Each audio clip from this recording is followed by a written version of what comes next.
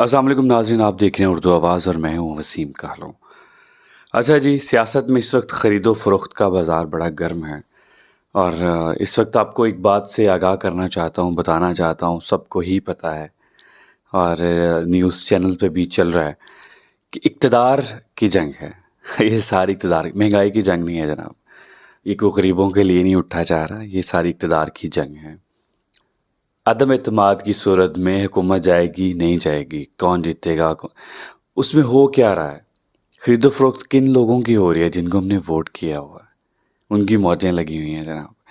میں یہاں پہ صرف ایک ہی بات کہنا چاہوں گا ہمارے اس ملک کو، ہمارے لوگوں کو، کبھی ان کو نہ ووٹ دیجیے گا فیوچر میں جو ایک سائڈ سے بک کر دوسری سائڈ پہ جائیں، چاہے وہ اپوزیشن چھوڑ کے حکومت کی طرف جائیں، چاہے وہ حکومت چھوڑ کے اپوزیشن کی طرف آئیں۔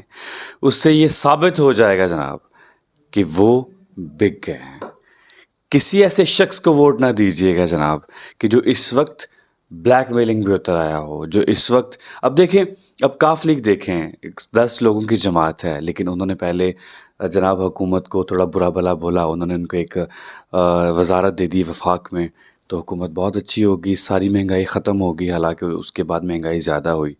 لیکن جیسے ہی اب دوبارہ موقع ملا ہے، اب وہ وزیر اعلیٰ کے بارے میں بات ہو رہی ہے جناب کہ ان کا وزیر اعلیٰ، حالانکہ کافی خود منہ سے نہیں کہہ رہی، لیکن ظاہر ہے کہ ان کے بھی ترجمان ہیں۔ نیوز دیکھی 2-3 دن پہلے تک، جب میں نے ویڈیوز دیکھی تو اس میں کہا جا رہا تھا ان کی نیوز میں کہ ہم لوگ بالکل سائے کی طرح ان کے ساتھ کھڑے ہیں حکومت کے، لیکن اب وہ کہہ رہے ہیں 2-3 دن کے اندر فیصلہ کریں گے۔ ظاہر ہے کہ بھائی اب آفرز آ رہی ہیں حکومت کو گرانے کے لیے، بڑی بڑی آفرز لگ رہی ہوں گی، تو میں آپ کو بس اتنا کہنا چاہوں گا کہ ایسے لوگوں کو کبھی ووٹ نہ دیجیے گا جو ہمارا ووٹ فروخت کر دیتے ہیں، جن کی اس وقت بولیاں لگ رہی ہیں۔